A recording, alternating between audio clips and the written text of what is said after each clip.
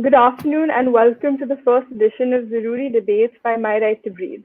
The Zaruri Debates are aimed at helping develop this changed mindset and an ecosystem that facilitates behavior change.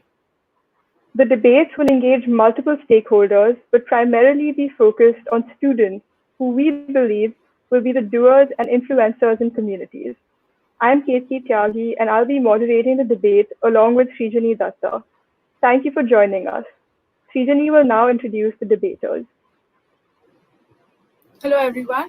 So, My Right to Breathe is a citizens-led movement which was launched in November 2016. It aims to bring together people from various walks of life to demand better policies and initiate grassroots level change so that we can cut down on our greenhouse gas emissions, thus bringing down air pollution. We have some really talented debaters on board today. So we'll start with the proposition. We have Arham Mehta with us. He's pursuing his degree in economics from Sri Ram College of Commerce. And on days when he's not running from one debate room to another, he'll be waffling around campus trying to find some attendance, in his own words. Then next up, we have Abhyuday Chawla. He's a student of Shivnada School and he's also an athlete. Thus, he believes good quality air is really important to him. Lastly, we have Oindrila Bhattacharya from Visakhapatnam. She's a part of Fridays for Future Andhra Pradesh and Youth for Climate India. She's a student in 11th grade and is very passionate about environmental studies. In the opposition, we have first up Badak Prasad. He's studying in the College of Nursing, Megrims.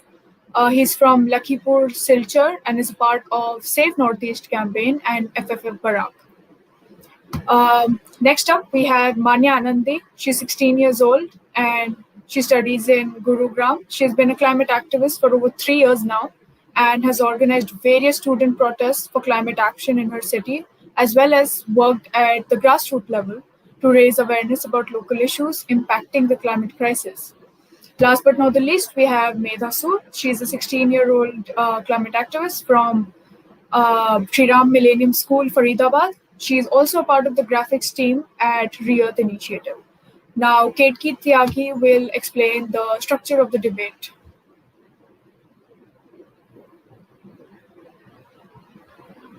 So the debate is structured in a way where each team will have 3 minutes each for an opening statement, after which they'll have 2 minutes each for rebuttals. In the second round, they'll have 2 minutes each for their second statement, as well as 2 minutes for their rebuttals. We'll end with the closing statements, which will be of 2 minutes each. Now, Srijani will introduce our esteemed guest. So we have Vidur with us today here as the moderator and as the judge. He's an educator and ex-consultant. He's MD of Mahatattva and a graduate of University of London. He's a prolific international speaker and is actively involved with many social causes. We are very glad to have you here, sir. Thank you so much for that introduction, Srijani. So to talk a little bit about what we are going to be debating today. So the importance of the environment is obviously something that cannot be understated.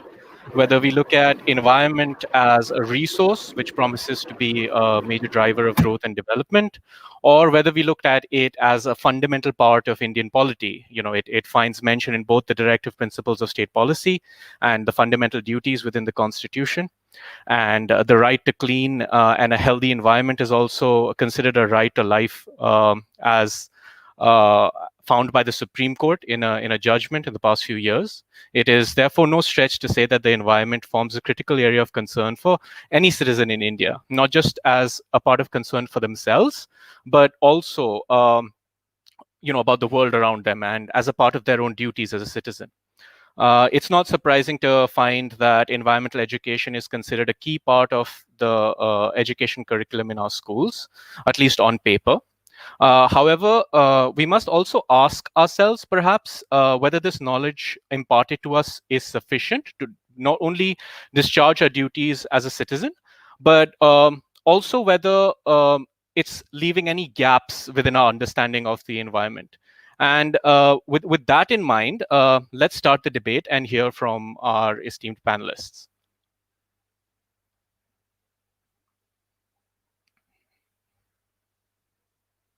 So we welcome Arham Mehta for the opening statement from the proposition. I'll be starting in 5 seconds. Yeah. Okay. Srijani, please take time. Yeah. Just tell me when to start. Whenever you guys have started the timer. Okay, you can go now. Yeah. Okay. No one can understate the importance of environment and education in, say, status quo and in, say, the making of a nation. We believe that education is something wherein a government and a nation goes ahead and tells what the next labor force will be, because the students studying today will be the labor force of the nation in the next 10-20 years. So whatever we teach them is something which the labor force will take forward in terms of, say, skill, in terms of, say, knowledge, in terms of, say, education. With that in mind, we also have to take into account the nation we live in, which is India, which is a developing nation, which is, say, just got independence in the last 70 years and still, say, coming to terms with its identity, with poverty, with hunger and various other problems. Therefore, we as side proposition feel that the amount of importance and amount of literature which is given to environment in school curriculum is enough in current status quo, because we feel in current status quo, India as a nation taking forward its labor force has important ideals and important knowledge to impart by way of, say, skill development, by way of, say, IT readiness in the next generation, which holds greater parity. Because we also acknowledge the fact that education is a very limited time of, say, 12 to 14 years, wherein you have to ready the labor force for the next 30 to 40 years of their lives, which is to say that the time period and the amount you can teach a student is limited. Therefore, we feel that ideals of, say, national history, say, post independence and pre independence, IT readiness, skill enhancement, and enabling that someone who passes grade 12, even if they have limited knowledge till that grade 12, they can still get a job. So that is the primary importance of education in a developing country, and that is something we think our case revolves around, because we understand the fact that India is not a developed country. It's important still growth, it's important still taking people out of poverty, it's important still taking people out of hunger and alleviating their expectations from lives and their standards of living. Therefore, we acknowledge the fact that currently the amount of importance given to environment enables people to have a borderline and baseline understanding of what is environment, how is it polluted, and what are the standards uh, which are there in place to enable that there is sustainable development. Therefore, we believe that this amount of exposure allows for people to go ahead and say, like in this panel already, people to go ahead and take their own initiatives outside the 6 hours of school they're supposed to do, and go ahead and become activists on their own. So it gives them a baseline understanding and enables them to do other things, and it also enables the labor force and the students to understand that they need skills and they need other things in their complete holistic education except environment. We feel that environment is given importance by way of, say, being in literature, and therefore environment is not completely neglected. However, we do feel that importance has to be put upon things such as labor enhancement and skill enhancement for India as a nation to grow. Were we in France or the US, we feel that environment should be a good 50% of the education, because that is something they have to look forward to. But we feel that as a developing country, we don't have to go towards deep green in the environmental theory. We have to stay towards sustainable development, and that's something which further two speakers or offside proposition will elaborate upon. Thank you. I yield Thank my you, time to the Arham. chair. Thank you, Arham. The next opening statement will be from the side opposition by Manya. Right, let me know when my time starts. Is it started? Okay, go. So I think what's very important is that we establish the context of the times that we live in. The world that we live in has problems of global warming, of climate change, and an increase in environmental disasters, both man-made, like the Vishakhapatnam and Odisha gas leak, and natural environmental disasters. So, what role should environmental education play in this world? Because we have to understand that the role has changed with time. What wasn't a priority 30 years ago is a priority now. Unfortunately, we do not have the luxury of developing before we can put environment as in the forefront of our priorities. The environmental education must allow the students to gain a deeper understanding of the environmental problems we face, to instill ecologically sound sensibilities which prevent environmentally unfriendly attitudes at a large scale in every part of the workforce, because it is these environmentally unfriendly attitudes which are actually detrimental to our development as a country. We need a strong basis of environmental education which will allow us to make not only more environmentally sound decisions in our various fields, but also more economically viable, because it has been as we saw in the Betwa river link project, it was not environmentally sound, therefore it became economically unviable, right? Environmental education so far has been elective for students of our country. Environmental education doesn't start till high school. Environmental education is an optional even at the high school level, and you have to drop science to take EVS in some boards as a and that science is a subject which you cannot, which we consider that we cannot drop until at least 10th grade. So you're disincentivized from taking environmental science, even though it is an option. And the curriculum that we have lacks in quality and quantity, even when it is present in the syllabus. I think the up till 10th grade, the only environmental education we have is a brief chapter of waste management in geography and pollution in biology. Both very superficially cover these topics and offer us no practical knowledge about these subjects, which is the entire point of our education. What I'm coming to is that environmental education is an afterthought in our curriculum. But as environmental issues are becoming more urgent and need to be addressed more immediately, it needs to take a higher priority than it has ever before. Yeah. That's my statement. Do you yield your time to the chair? Yes, I do. Okay, so we now have Arham from the proposition with his rebuttal. Thanks, Ketki. And I will like to begin by addressing the core argumentation given by side opposition. Firstly, by way of saying that EVS and environmental studies as a whole is an elective and an afterthought, we believe that environmental studies is something which, at least by the two biggest boards, which is CBSE and ICSE, is taught till grade 5 as a compulsory subject to all till, which is like entirety of primary school, and then is added on to say geography and biology for more integrated analysis. Secondly, so therefore we feel that it's not an elective. Secondly, to the fact that environmental education is important, we agree to that fact. We consider the fact that environmental education is important, but we feel that education of other types and other skills and things which people make careers out of, that is also important. Therefore, that is why characterization becomes very important, because we tell you that it's a very limited time period of 12 years. You can only teach so much to a person.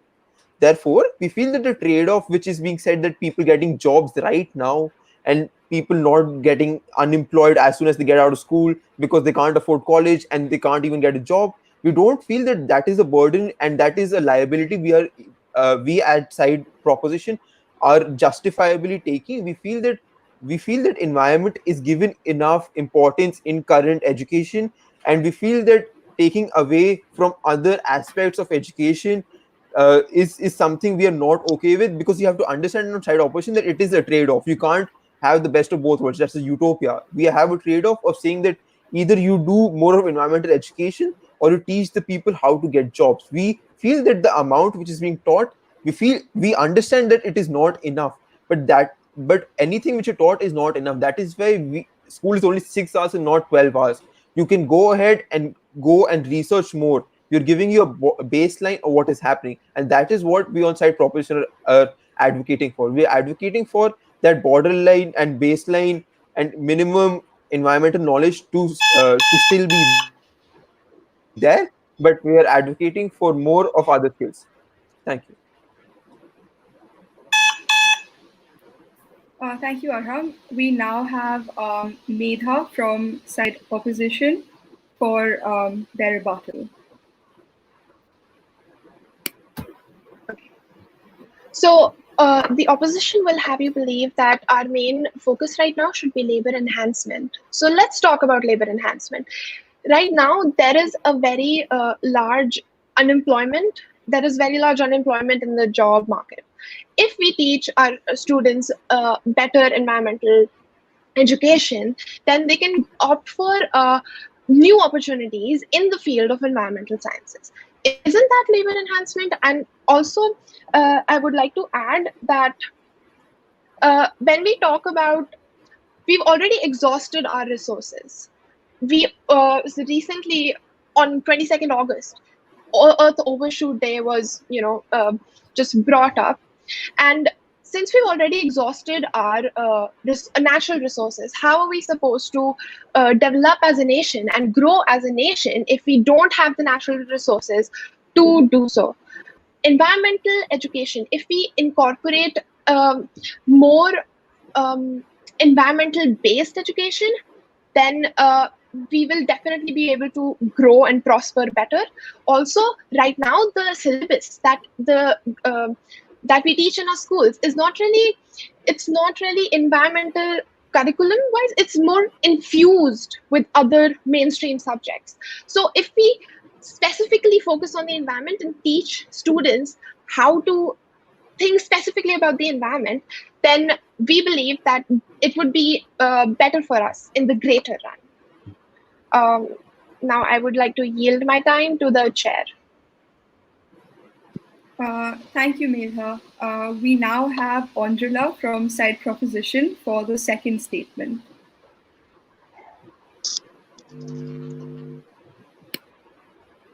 Hello, everyone. Angela, your time starts now. Hello, everyone. Very good afternoon to everyone here and also those who are watching us. So, our topic is, are we taught enough about our environment in schools? Basically, one thing I want to say, first of all, is there is a difference between teaching and there is a difference and between inculcating the values. If it is about teaching, then we are being taught enough about environment in our school or in our school life, whatever it is. Because why do we say that we are not being taught enough about our environment? Just because we don't see the inculcation of values around us. But that in no way shows us that we are not being taught about enough about our environment. So up till now, whatever was said was all about the inculcation, that we are not seeing the environmental policies in place. We are not seeing people acting to save the environment. But that does not show that we are not being taught about our environment. We are being taught about our environment. If we talk, first of all, we have our chapters in every subject, geography or biology or whatever it is. We are having chapters. We have seminars. We have activities in school. I don't know whether every school has this, but I've seen many schools having these. We also have other activities by which children are taught, are brought close to environmental topics, whether research, they have projects. So these things are there. So we are being taught about environment. Now, if there is a problem, it is about the inculcation, and that is a perspective matter. Every person has an own will, whether he or she wants to learn about environment or do something about the environment. That is something which should come from within. That will no way be interference to education. Even if we keep on teaching a child about the environment, it does not in any way affect unless and until that person feels it is important to recognize. We can only just try for the person to recognize, and that trying, I think, is being done. I can say about this from many schools here. We are do have, I've been a part of many activities, and about myself also personally, I have been part of environmental activities, and from there only I have been brought more close to environmental topics. So basically what I want to say is, Time's over, Angela. Time's over. It's back to buzzer. Last Time's one over. then, but that is we should have more inculcation rather than just teaching. Thank you. I would like to ask the judge to note that Angela was 10 seconds over time. We now have Medha from the opposition for their second statement. Can I start? Your time starts now. In 1991, a visionary realized the importance of environmental education in schools, and so he approached the Supreme Court about it. The Supreme Court in turn said, and I quote, "We accept on principle that through the medium of education, awareness of the environment and its problems related to pollution should be taught as a compulsory subject." Now, when it comes to environmental education, what matters is not only how much we teach, but also what we teach. Our education policies focus on environmental awareness, that is, understanding the importance of protecting our fragile environment, and not environmental consciousness, that is, engaging in pro-environmental behavior. Both of these go hand in hand. To become environmentally conscious, we need to be environmentally aware. The second step would be knowing the practical use of this knowledge. It is here that we lack. The International Board System of Education requires students to participate in projects that give them practical and first-hand experience when it comes to the environment. This makes them the environmentally conscious generation that the future calls for. And I strongly believe that this is something we need to incorporate in our national syllabi. This brings me to my second point, priorities. 2020 saw major cuts in the syllabi of various subjects. One of these chapters was environment and society. The chapter that talked about how certain social problems lead to environmental issues and the conflict of interest in solving them. This shows clearly that environmental education is not only not prioritized, but also not given its due importance. Also, oftentimes environmental education periods in schools are substituted for other mainstream subjects like mathematics. Is the earth not more important than maths? The EE provided to students is insufficient and lacks practicality. It is inadequate and does not serve its purpose. As the opposition stated in our opening statement, EE cannot be an afterthought in our educational curriculums. I yield my remaining time to the speaker. Thank you. Okay, great. You were right on time. Thank you so much. We now welcome Abhyuday for the rebuttal from the side proposition.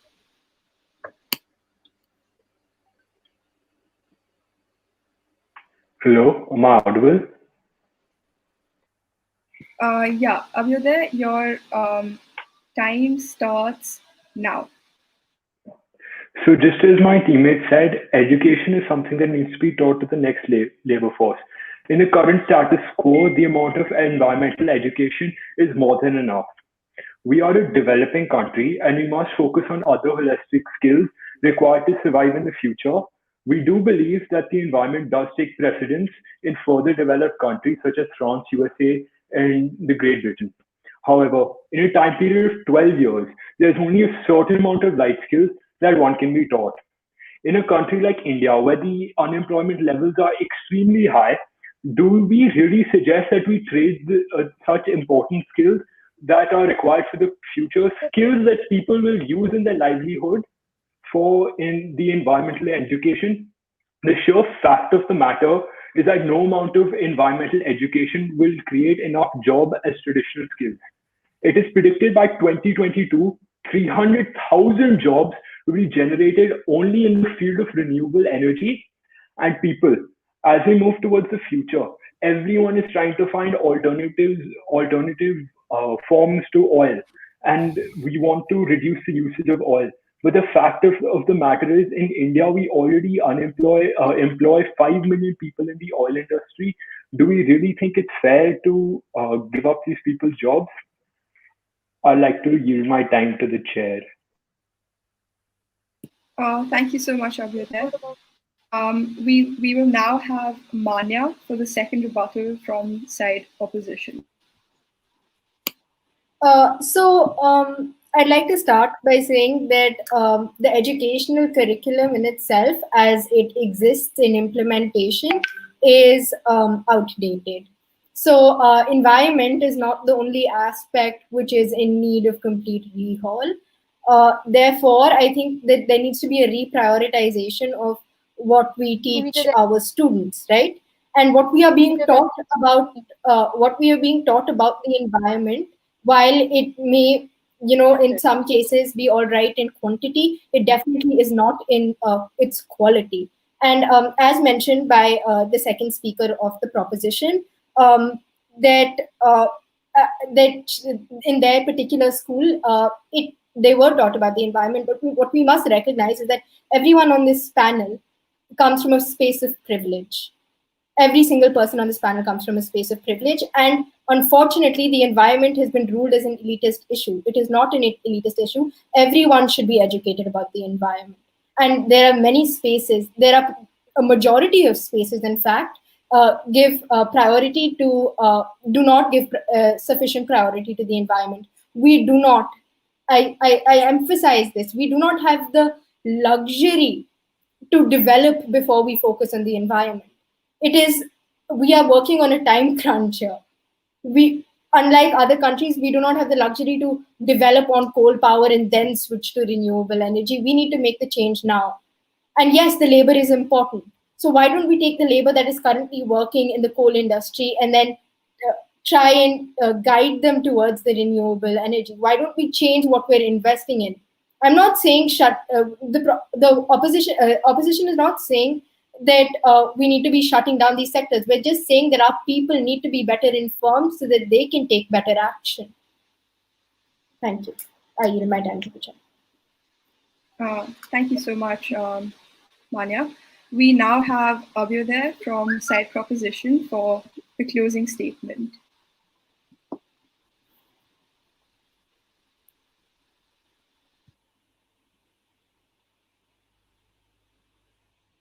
Abhyuday, you're muted. Sorry, am I audible now? Am I audible now? Yeah, you're audible. I'll restart your time. Okay, so your time starts now. So, as the lead opposition had mentioned that we all come from a background of privilege, I would like to state that the fact that we don't realize that the amount of we simply just can't let the labor go, and because we can't let the labor go, it is a fact of privilege. So, for example, at my nursery school, we were meant to carpool, and we were given strict instructions to not come on our own or either use the bus itself. And we were always taught to use the 3 R's. So that's what is our personal privilege. And I believe that we do not need to educate ourselves more. And that, again, as I stated before, we should focus on the next labor force in the current status quo. And I thoroughly believe that the amount of environmental education is enough. As a developing country, the amount of holistic skills we have are not enough to that are required to survive in the future. And I'd like to yield my time to the chair. Thank you so much, Abhyuday. For our last and final closing statement, we now have Badal from Side Opposition. Sorry, my bad. Badal? Am I audible? Am I audible? Yeah, Badal, your time starts now. Okay, so firstly, I'd like to wish good afternoon to everyone who are watching our live and who are here today. So the thing that is environment, the person or the place, a condition where we live in. So environment, if one is talking about environment, it's not just human being, it's the animals, plants, and all the species together, we combine an environment. And when you talk about teaching today, when I'm saying that I'm against the motion, because we are taught about environment, but not environment mentality. We need to bring that change. We need to bring the change in our mentality. Only then we can get enough from the schools that we are just taught environment somewhere, as our speaker said, as an elective subject. Somewhere it is replaced by other maths, or other subjects, because it is not considered as important as which is needed in today's, in present days. And most of the time we are just taught the definition, we are taught about carbon footprint, we are taught about pollution, but we are not taught about environment mentality. We are taught about environment, but not the mentality that we need to bring about it. So in that case, we are lacking, we are, failing with our education system that is teaching environment in our schools from ages, because we are just taught about environment, not the change that we need to bring in our mentality. Because, and only because of that change, we see today Fridays Future being a so big youth-led movement. We see today My Right to Breathe, because we have changed our mentality within ourselves, because the education that was imparted in our schools, colleges about environment was just a kind of knowledge that was imparted. We was just given the definitions, we are given the kind of knowing, we know that okay, this is what you will do, but we was not given conscious, neither we was made aware about the fact that yes, we should strongly stand with this, like we should strongly say that we must have to reduce the carbon footprint. It's in every class. And okay, so thank you. I like to give my time to the chairperson. Thank you so much. Thank you so much, Badal. With that, we are done with the debate, and thank you so much for all of your arguments. They were really, really great, and we all have a lot to think about from what everyone has said. We would now like to invite Vidur sir to share a few thoughts, and yeah, over to you, sir.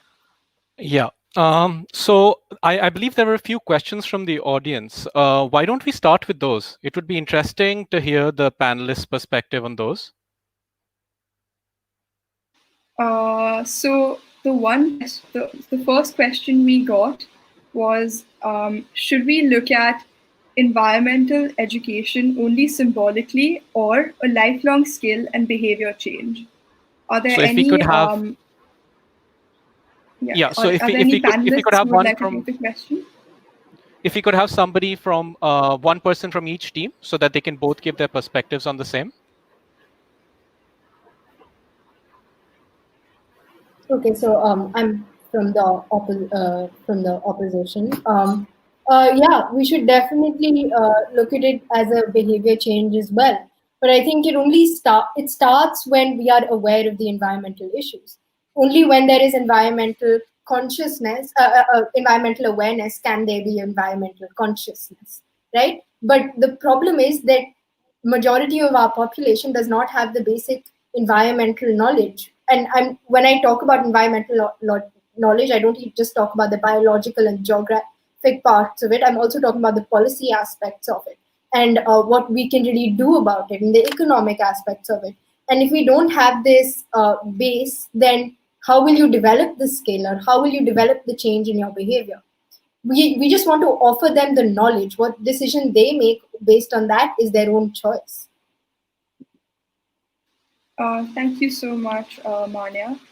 Is there anyone from side proposition who would like to take a stab at the question?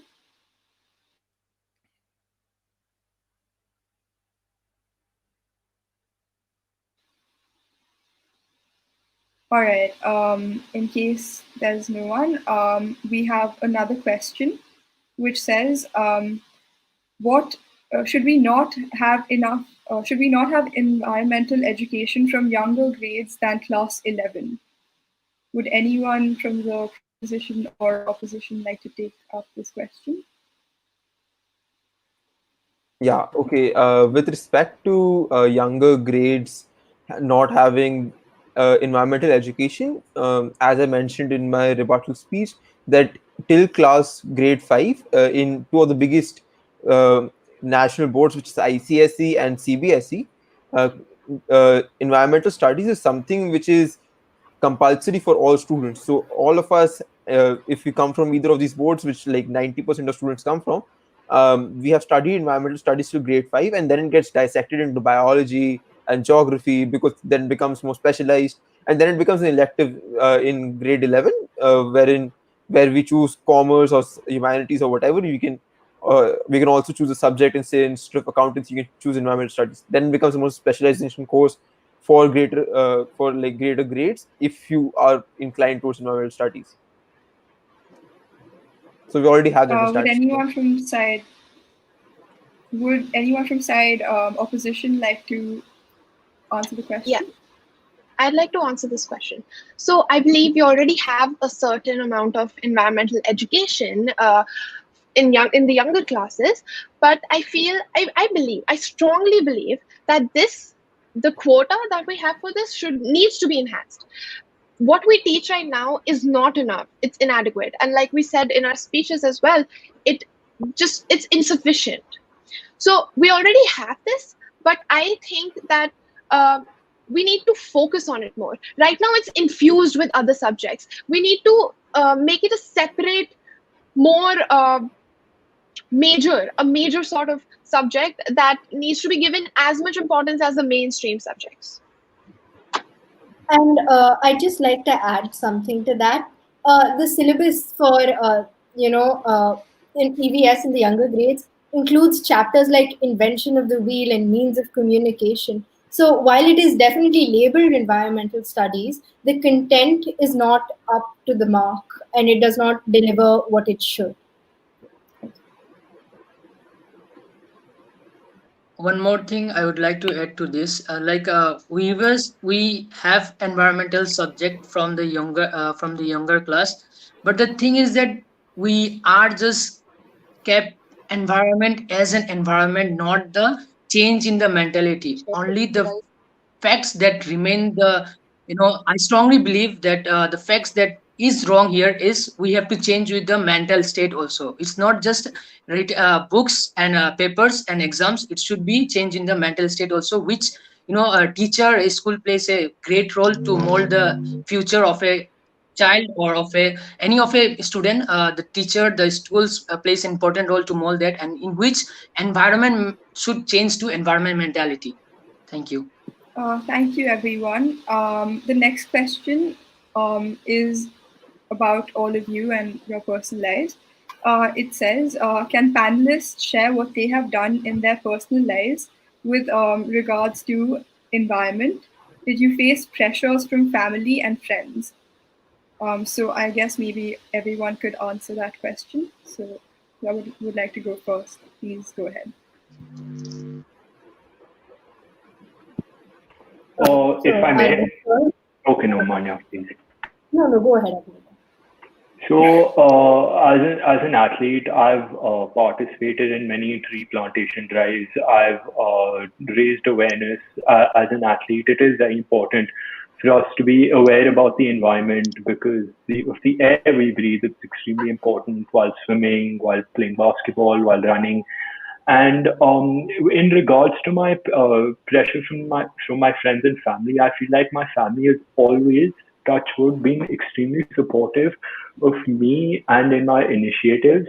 And I also have very supportive friends who also pitch in a lot. Like many a time I've been asked to help raise funds along through crowdfunding and fundraisers, etc. So I feel like my family and friends have supported me in that sense too. And yeah, that's about it. Thank you. Similar. My family has been very supportive. My friends have been very supportive. But one more reason I believe that the environmental education we receive is inadequate is because I've been an active climate activist for over 3 years now. And I remember when I organized my first student strike, I had people in my own grade turn around and tell me that it's fine if the PLPA Act gets amended. We need more space for offices. And that was so absurd to me, because I could understand that, hey, this is not just about space. The Ravlis actually serve a much greater purpose. But they hadn't learned that. They hadn't learned the our geography syllabus for a solid year was nothing but studying population charts. But maybe if you included a little more about, hey, this is what's happening to our environment in real time. The syllabus is unfortunately outdated. We need to rehaul the curriculum and make it more relevant to the things that are happening now. And like I said earlier, also from a policy perspective. Thank you so much. Arham, would you like to start the question as well? Yeah, so I personally have like as in the debate, I personally believe that looking towards environment in a country like India, we do look towards businesses first, because we believe that while crowdfunding and protests are necessary in the student community, and I personally have been part of a lot of them, not especially environmental based, but other aspects. However, personally through societies like Enactors and other crowdfunding initiatives, we try to enable businesses wherein we provide them consultancy services and other services, and through the services we also ensure that whenever we take a business step or advise them on any particular manner, we take into consideration the environment. And at that point, I believe that personally, when we're talking about such greater change, we're talking about bigger corporations. You turning off your light for one night, or like reducing environmental like electrical consumption, is very trivial in the grand aspect of things, wherein corporations are the biggest polluters of the world. So I believe that businesses and going through corporations is necessary, and changing through structural changes in that aspect is what I personally believe in and have practiced. So I have a Dara, question you have. for the proposition on based on what Arham just said. So Arham said that the change has to be led by corporates. Now we all are aware that corporates are ultimately influenced by the population at large, their consumers, and ultimately these consumers have to be very well educated about matters at hand to be able to take them to task. So Aram, how would you propose that happens without a robust education system, especially in the environmental sciences space? I think when we're talking about education in its essence, when I understand where you're coming from, that social entrepreneurship is budding in say countries like United States, where corporations are going ahead and giving say advertising the products as say giving 10% of the proceeds to certain charities, etc. And that is a marketing play for them, and that is something which is helping the environment as well as the corporation. So it's a win-win for both sides. However, in India, when we're talking about say when we're talking about educating the masses, I also believe that educating the masses is also being currently done by the quantity which is there. I do believe that the quality of education in its whole essence, like in each category, be it history, be it politics, etc., has to be improved. But the quantity which is there, I think it's sufficient. And if it is revamped, as said opposition has also said, if it is revamped to be more robust in its prescribed quantity, it is something like a baseline. So if that baseline encourages me to go and talk about the environment and gives me understanding, I can then go ahead and study more about it in say in better colleges. It also has to be structured in the sense that if better colleges also give environmental studies as a course, more people will be more inclined to go. If say tomorrow a Hindu or a Stephens goes ahead and gives something for the environment, if there's a course for that, then there's a tag along with that education, so people will be more inclined to go towards it. That is why like this is the parallel a tangent to it, is like why we're seeing that regional languages are not are dying slowly, because more and more educational institutions are not giving it importance. Less and less colleges, the Hindi departments in major universities are reduced to say a single teacher. In my own college there's a single Hindi teacher. Therefore similar to that, if the educational institutions in the say the tertiary education, which is colleges and postgraduates, if they are not robust enough, it will be end all at the 12th grade, and it'll just be something you learned like trigonometry in 12th grade and you never apply in your life. So there has to be research papers, there has to be research on it, there has to be, when you talk about policy, as opposition talked about, policy comes about when there are researchers and papers written about it, and people go ahead and research about this and actually do primary data collection, and then give you how the economic effects of environmental alleviation results in a better economy as a whole, and that's sustainable. We personally believe that structural changes by way of tertiary education is also a way to go.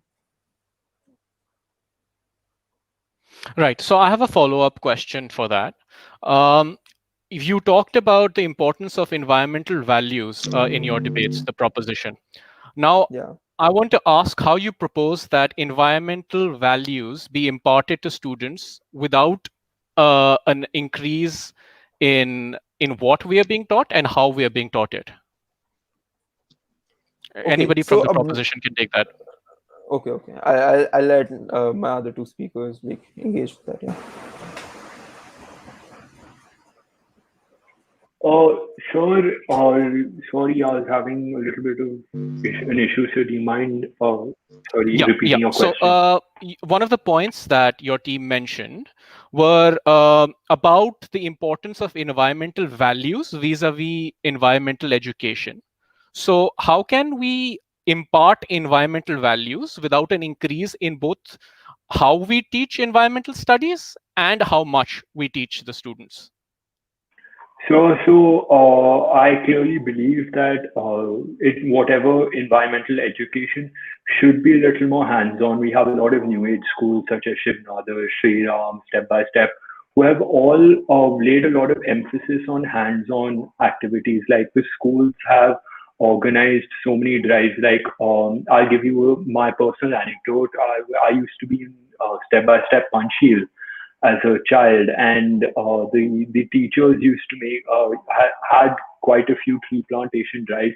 So what I believe is, and I just as the side opposition said as well, that we must change the mentality as well of, and we also must train them young, as the brains are more influential and can be, yeah. I think Mani But has a point. again, I think Mani has a point. Yeah. And all three of the schools that you mentioned are very, upper tier schools. This, like I mentioned before, it unfortunately, climate and environmental studies are only imparted, to people who go to schools like us. But we are like the three schools you mentioned. But not everyone goes to these schools, right? So unless it's made compulsory by the board, things like this will not happen in majority of schools. This is maybe like 3% of the schools which are actually doing an adequate job or above adequate job of imparting environmental education. So I think the change needs to come from higher up on the food chain, And just to Yeah, follow but up. Okay. Yeah. Okay, so what my no. idea on that is that when we're talking about environmental education, we need to differentiate between environmental education and environmental problems in current status quo. Environmental problems is me understanding what chlorofluorocarbons is and how the ozone layer is depleting. Now, understanding the problems in current status quo by saying that the Paris Climate Act and certain treaties which are being constructed in the Asian Pacific region, understanding of those and those problems actually being coming to the forefront, that has to be done through, say, politics also, and policy also, by way of saying that if you see the US elections right now, the Democratic Party will go ahead and puts manifesto about climate change also. But in India you won't have that because it's not a talking point for a majority of the nation, and the masses don't really care about it. So it's also about education. I agree, it's about education, and because the past education systems and the people who are voting right now, they do not have this education when they were being brought up. But even when you're being educated, it also has to be brought to the forefront by, say, activists, which I think is happening right now. Like, people are getting aware about it. In Delhi, it's become a problem now. That it's become a problem, and every January you can't see ahead of 1 kilometer. Now the political parties will talk about that, how are we handling pollution every winter. So now when these problems bring up and politics actually goes and does that, common people, like not the 3% schools we're talking about, like the other 97% will also talk about that. Now my MLA or my MP is not talking about this, so now it must be a problem. So it's a whole movement as which I think is happening right now. My question to Thanks, you. Aram. If we can go to Badal and then to Manya. Badal's got his hand up. He wants to say something. Arham has said about policy. So let me introduce him. I think he's well aware of the policies that was newly drafted in the draft EILO 2020. Like, they have been going to school. They have been taught, like you said, environment is something we teach in the schools. But they have been taught in about environment in the schools. But when they make the draft, it was like, the whole set of new draft has been diluted, and whole set of new draft is against the environment. So how come one being taught about environment in the school and making the policies against the environment, is that relatable or reliable? Going to schools, learning about environment, and then making some drafts and laws and which is against the environment too. Yes. I think that also has to do with where the current government wants to go, and if it's not in their manifesto, and if not enough of their voter base is interested in that, is interested in environmental alleviation, if they don't want to do it, if it doesn't, because at the end of their political party, if it's not in their interest, they won't do it. If they're business minded, if they think that we need to go up in the business rankings, then taking away the environment is in their best interest. So I don't think it's something, it's more political than like say. See, unless Yeah. unless there is unless the people are aware, they won't care about it, right? And do you really want every single environmental issue to reach the horrible stage the Delhi pollution has reached for it to be talked about? I think we should be able to talk about these things before they reach a stage where they're causing such harm. So that is why environment we're gonna. important. I think we should let Andrea speak once. She hasn't answered any questions. So Andrea, all yours. Yes, so what I want to say is, I don't think only teaching about environment in school is going to help all the people becoming aware. So right now, if we are looking at action, if we are looking at people inculcating the values and start something proper, everyone should be educated by all other means along with school. Only school education, only if we learn about environment in school, we are being taught about environment in school, but along with that we should have all the other means like the newspaper, or even if we all are addicted to watching movies or the books we read, those also should be speaking about environment if we really want all the people of the society to rise up and to have some change. So just we being taught about environment in school, even if it is more than enough, is not going to help unless that other thing happens. Yes, that's it. So I have a question for side proposition, which is that, so we all know that the current climate crisis we're in is largely caused by the world's richest 10%, which is, large conglomerates and companies, etc. So do you think that, it is important for people to know that this is something that's caused by these companies, and that plus as well as policies like draft EIA, that is something that everyone should know about, because that is something that affects everyone, and so do you think that the way our current education system is framed, do you think that we're taught enough about all of these things?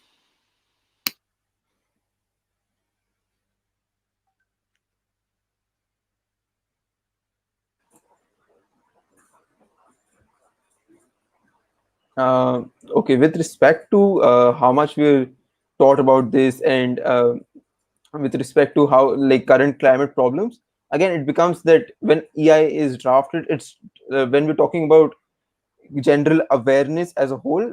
If people are not aware, if media channels, if say media channels, major media channels and houses do not go ahead and just label people activists and like leftist whatever's, and then and people actually go ahead and bring out proper concerns and studies and something which people can associate with also, because the problem is there's a very big disjoint between thinking that me sitting in my 9 to 5 job, or someone working in a factory, and some tree being cut somewhere else in the country. So that disjoint in the impact and my own impact is something which you need to differentiate. Because if someone is say looking at their own job, and is say someone is in the fracking industry and then goes ahead and says that no, your fracking has to be reduced and your job has to go because now you have to move to solar. But it's not that easy, because people need to be say skilled up, and there are different characteristics to it. So when you're talking about bigger corporations and the top 10%, they have to be held accountable by a large mass. They will never willingly let go of their wealth and the power they have in society, and that becomes a very big problem which is being faced all around the world. They will not change their habits, and the government is not able to change the habits, because that is where they get a majority of their funds from, and that So is not an Indian problem, that's a world problem. So how do you expect a mass mobilization if people are not aware of the problem? Isn't that the crux of it? Is the information we're giving to the people adequate? Is it adequate? No, it's not.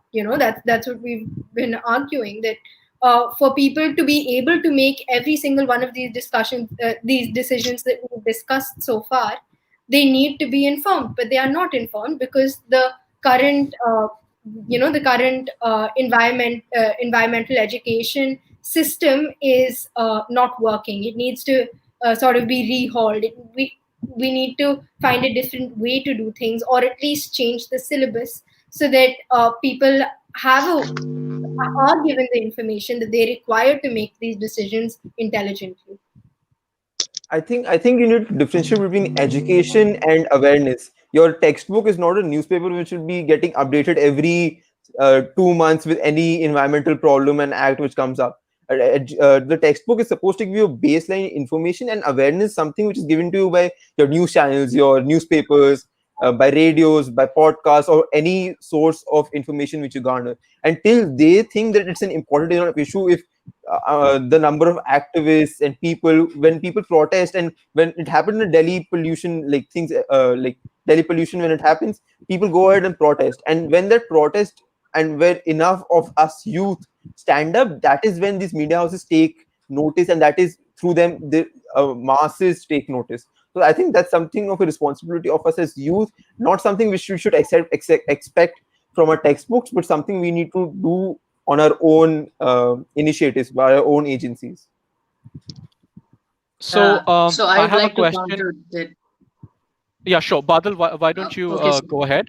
Go ahead, and then I have a question for Okay, sir. the team which is against the motion. Thank you, sir. Arham said education and awareness is, part of different things. Like education is in the books and awareness in the newspaper or kind of news medias. So let me tell you, Arham, we are taught about afforestation, we are taught about deforestation, we are taught about environment in the. At first, we come across all these kind of words or all kind of definitions in our school only. Then later, when the things get changed, when there is some kind of issues, then only we come to know through it, through the newspaper or through kind of any kind of media channels. So the first thing is that given awareness to us is through the books only then, because the first letter that we learn in English alphabet A is through the books, not through the news media channel. Only then we go through the news media, and then we can understand that, okay, the thing they are talking about is the alphabet A. So the first thing is that our education system has failed in giving us a proper kind of environmental education, because we have just taught about environment. I am pressurizing only more on environment mentality because I have been experiencing it. And the previous question, when someone has asked, discussed about something about what you faced in your personal life, so I'll just take a few minutes on that, because on that past 2-3 months ago, on the environment day, we have a long campaign where we have planted around thousands of saplings.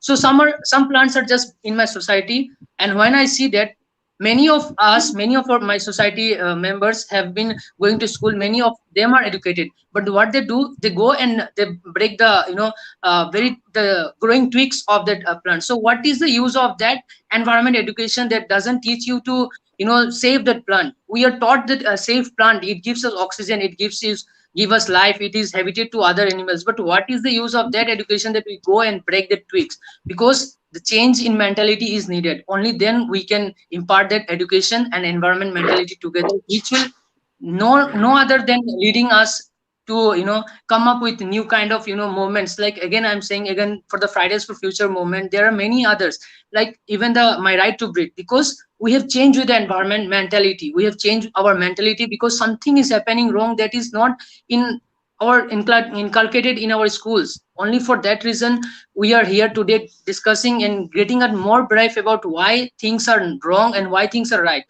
And only this. Thank you so much. Okay, thank you so much for that, Badal. Those are wonderful points. Thank you for your perspective.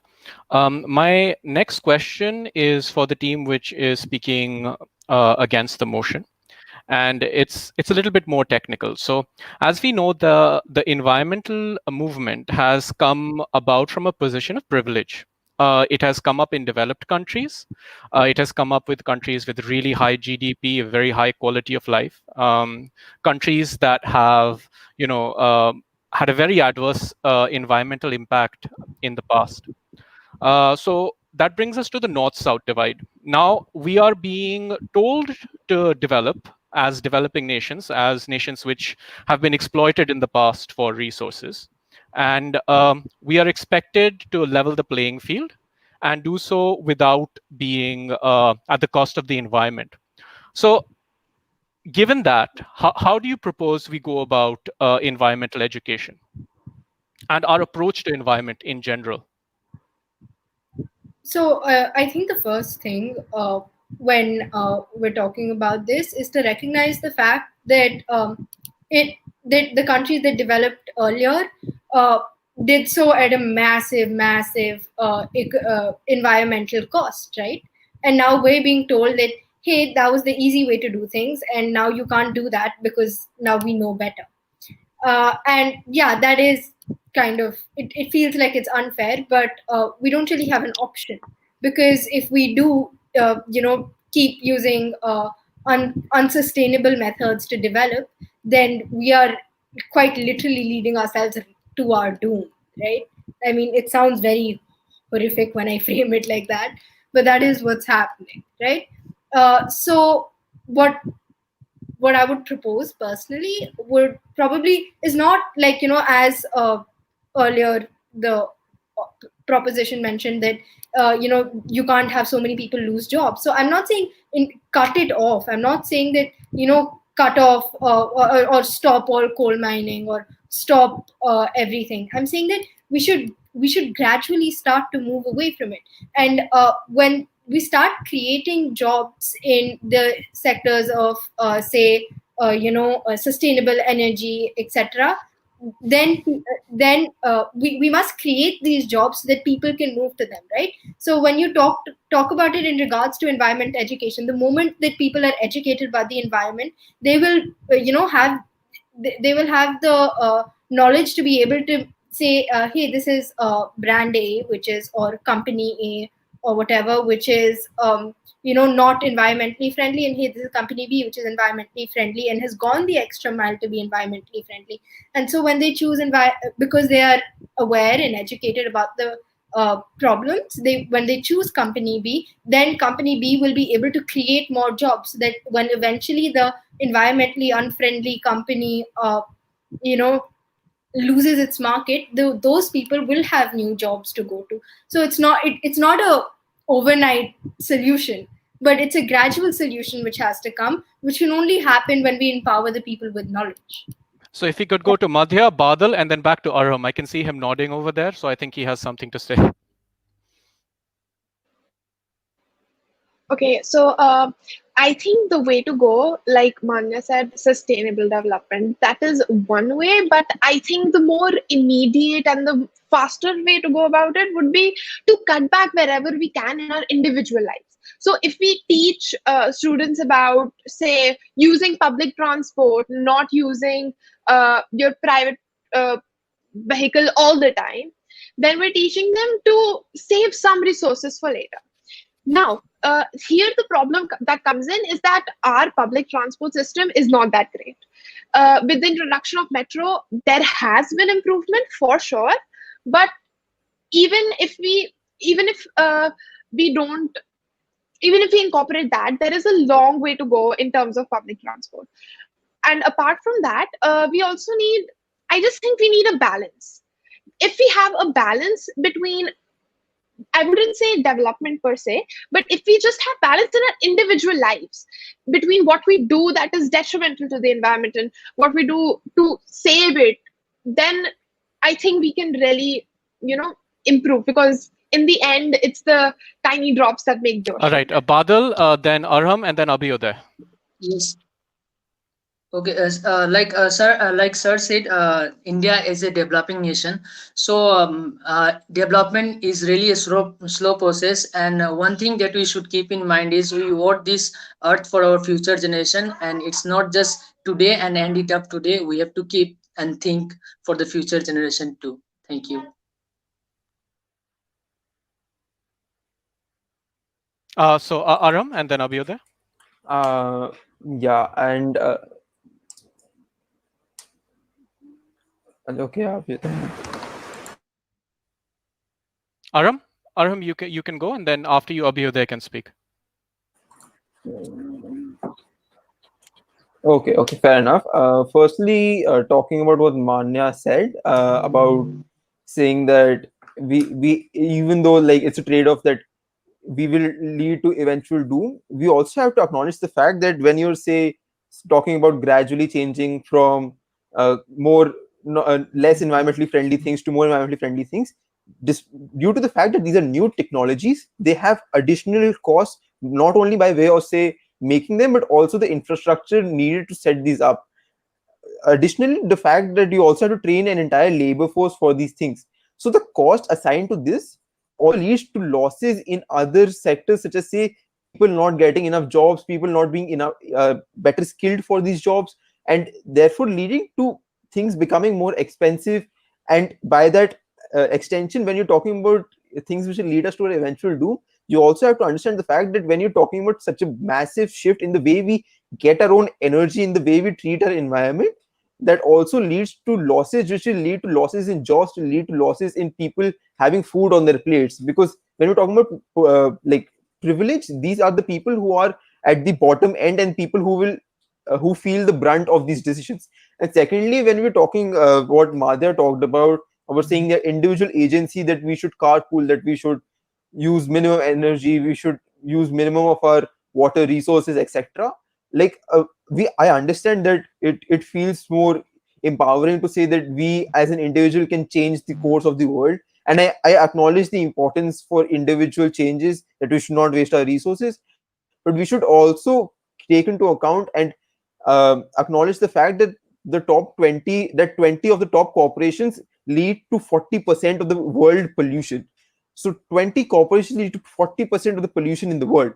So when you're talking about reducing the carbon footprint as a whole, we need to enforce this on corporations first, because despite however much individual agency we do, even if say 7 billion people switch off their lights on one day, that will not even reduce 1% of your annual carbon emissions. So the idea behind individual agency is liberating, but it does not actually bring about enough change until unless we have the like the governments have the and the world power has the audacity to go ahead and challenge the corporations which fund them. So till we go ahead and challenge the corporations, the Shell and Celeron and say Amrak, I don't think anything feasible or anything actually feasible will be able to happen in a country which is developing, such as India, wherein other countries, the US and France, have already taken the fruit of the industrial revolutions. Now, I have another question for the team which is against the motion. And they did brush over this topic a little bit, and that's why I want to hear their opinion on this more. It's about the environment at large, not just environmental studies. That's just a component of it. And this is all regarding privilege. Now, as I already mentioned earlier, this is a movement of privilege because it has arisen in countries which are far more developed than us. And it has been raised by people who are very well to do. They're part of the top 1%. When you look at the leaders of the movement, they are all extremely wealthy people. And I would say that the impact of adverse environmental impact would perhaps impact them the very least. Do you think that there is an importance for local and indigenous people to be represented in the movement? And I'd like all of your perspectives on this. It starts off with the team which is against the motion, but I would like everybody to have something to say about this. Okay, I would like to go for it, sir. Yes, I strongly believe, sir, we need the indigenous people because I'll be talking this, giving with an example. I'll be talking with an example like the Adivasi tribe of Jharkhand, which really played an important role for the coal auctions, and they have been fighting since years for the coal exploitation in Jharkhand, and they have been winning much more than a people expect. Like again, the Divang Valley issue, sir. When we talk about the Divang Valley issue, there is 2.7 lakh trees is just in written documents are to be cut down, but the indigenous people of the Dibang Valley are just 8 to 10,000 of population. So getting their voice to each and everyone is also our responsibility to make it take it to different parts of the country, because they are just 8,000 but we are more than lakhs. So when we take their voice together, we can just pass it to on others about their voice, because indigenous people are the one who are taking care of this earth. Like the Idu Mismi tribe of Dibang Valley, they have a relationship with the hills, the forest of the Dibang Valley in such a way that they consider it as big brother.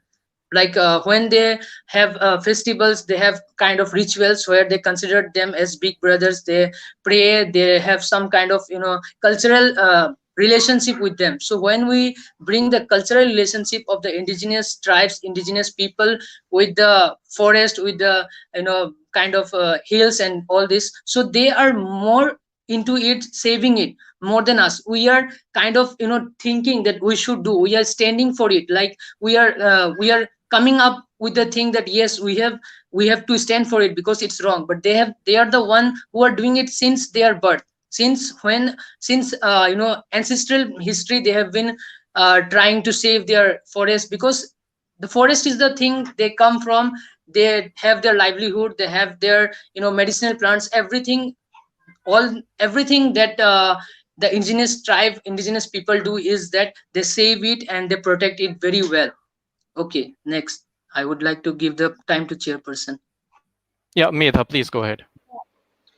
Okay, so here I would like to bring in the example of Jadav Payeng. I hope that's how his name is pronounced. He is known as the forest man of India. Why is that? He was the one who basically planted an entire forest in his local area.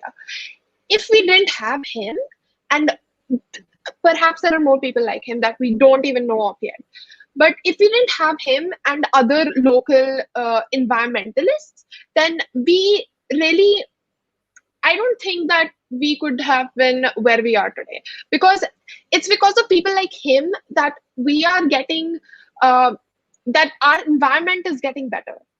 Now, even with the recent Black Lives Matters movements, we have seen that people, BIPOC and other indigenous people, have been really brought to the front of the entire climate change activism movement. And I feel like there we especially need to represent minorities here, because their opinion often goes unheard, and it is maybe their opinion that really matters. So, I think that the reason that privileged people have been, most outspoken about it is because if you're worrying where your next meal will come from, you're not going to be worrying about, something that is something like climate change, which is a lot more it's a much more abstract problem to deal with, right? But I think what we must do as people of privilege is first we have to create a space for conversation, and then we need to amplify the voices of those people who aren't as privileged as us, who do not have and also, with climate change, global warming, we're all in the same storm, but we're not in the same boat. Some of us are in yachts and some of us are in boats, and some people are clinging to driftwood. So I think that's something very important that we must recognize. And probably, if you want to see how bad the storm is, you're going to go to the person who's clutching the driftwood, because the person on the yacht would have no clue, right? Or they'll be like, hey, it's bad, but whatever, right?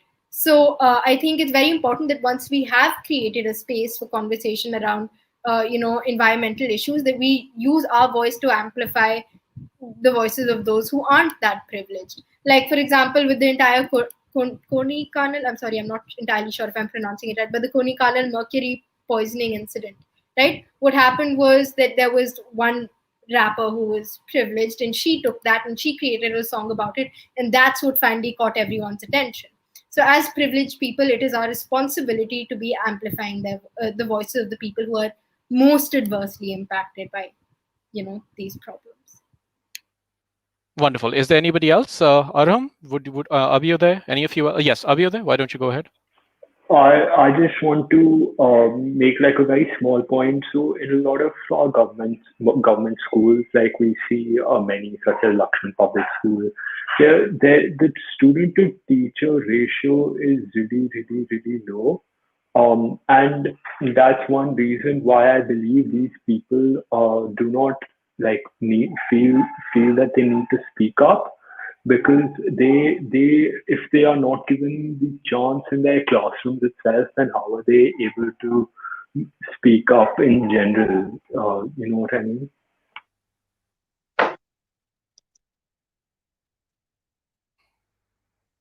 Andrela, please go ahead. I believe you disconnected in the middle. We'd like to first hear about your own personal experiences and how you've been supported by your friends and family with regards to the environmental movement.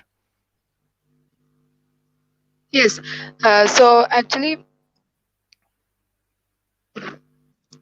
yes. So currently we are working about a mangroves campaign in Andhra Pradesh, Visakhapatnam and Kakinada.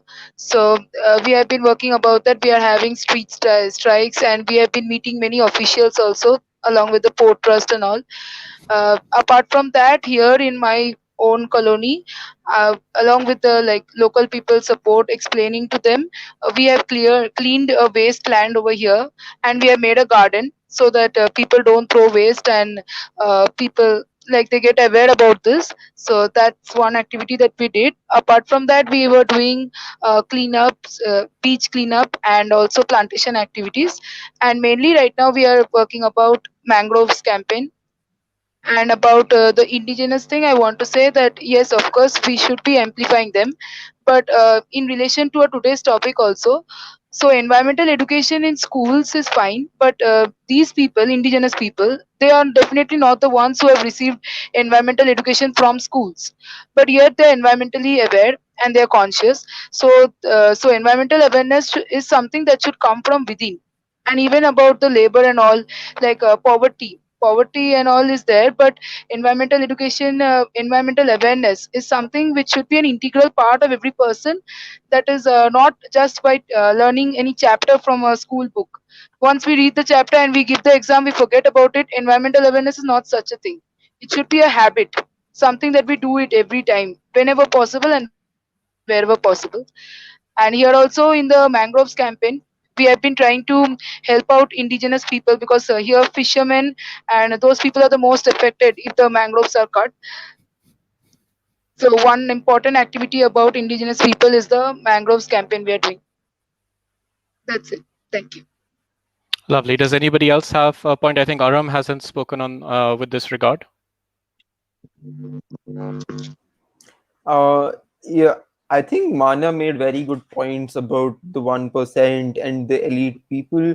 And additionally to that, what I also think is that even in when we say that environmentalism is a very elitist proposition, even in the elite, even in the circles, in the circles wherein corporations and politics and influential people, even there is not a consensus wherein what is priority, because understandably that the priority always becomes money, and when environment is a trade-off for money, these people are reluctant, like a section of even the elite is reluctant to acknowledge that, or say acknowledge the importance of environment, because for every Paris agreement, you will have a Donald Trump who will go and reverse a Paris agreement because it does not suit his own interests.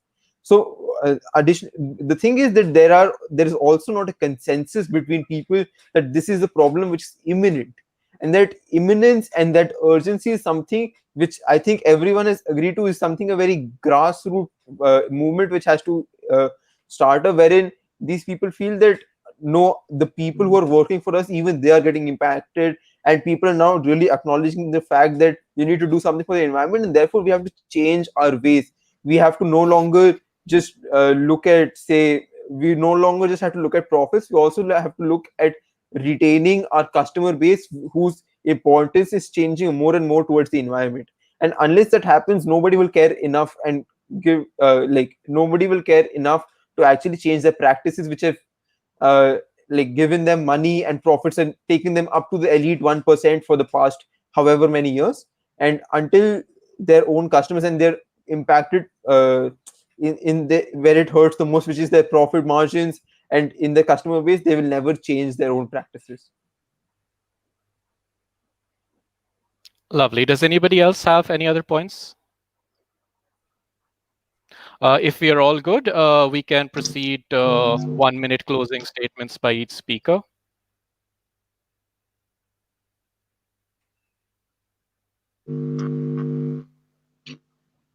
So if we can start with closing statements for the team which is for the motion.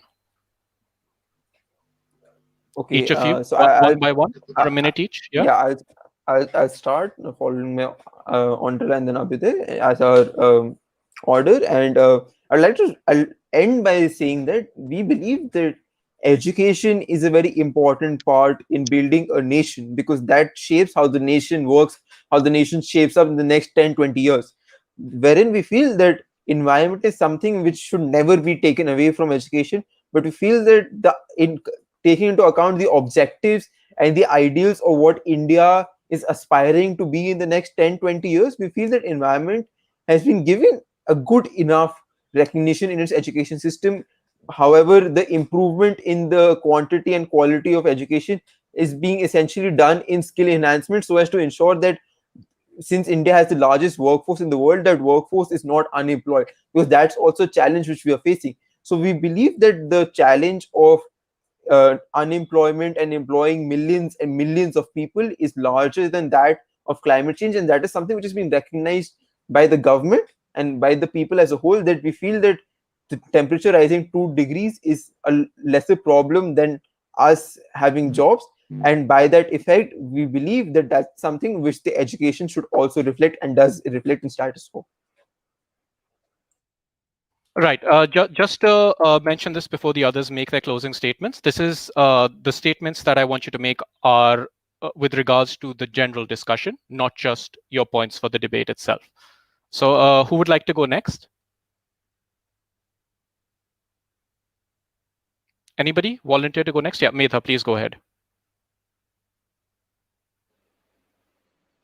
So we've had a very good discussion, and I think we made some very valid points. But I will stick to where I was, and I would say that I still believe that environment education should be bettered in our systems. But at the same time, I agree with the fact that we also need jobs. So I think there needs to be a balance again. Incorporating every individual of the society or every strata of the society, and we should just ensure that nobody left behind, and that this entire movement doesn't just remain a privileged movement. Thank you. Great. Badal, can you go next? So firstly, I'd like to thank My Right to Breathe for giving us the stage for discussing and having a kind of conversations where we learn a lot of things. And then concluding my topic today, I would be sticking to the word environment mentality, because that is the thing we need. We might need job, we need everything, but when we change our mentality towards environment, towards the subject environment, we'll we will not just talk about jobs, and we'll not talk about labor forces. We'll also look about what we can do at individual level towards our environment, towards preserving and sustaining it, because environment is something that we need, we live, and we are formed of environment. Thank you. Great. Andrela? Abhyuday, sorry. Abhyuday, then Andrela. All right. So first of all, I'd again just like to thank the My Right to Breathe group, as well as Mr. Jani and Ms. Kitaki, for organizing such a wonderful event. And I'd just like to close by saying that I learned a lot from everyone over here. And I'm very appreciative and grateful that I have been given such a platform due to my privilege. And I hope that one day that we can all, as a country, figure out that how we can come together to fight for our right to breathe. Thank you. Andrila?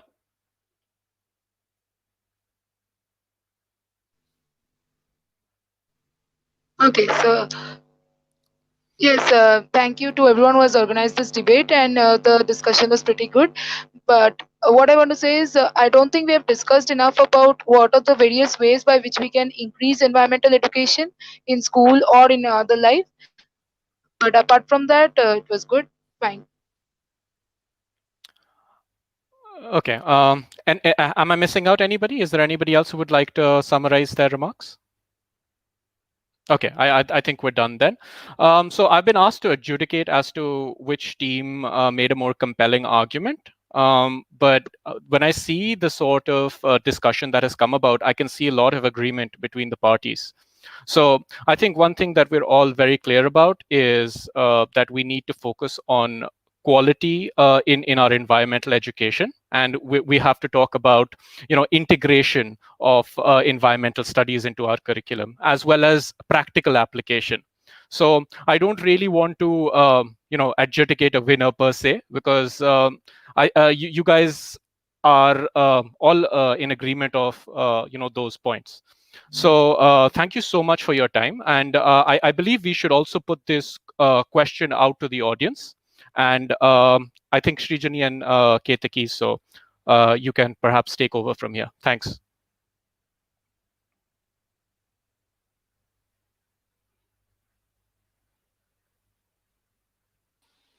Thank you so much, sir, and thank you to the panelists. The discussion you guys had was absolutely amazing. This was an extremely insightful session. You guys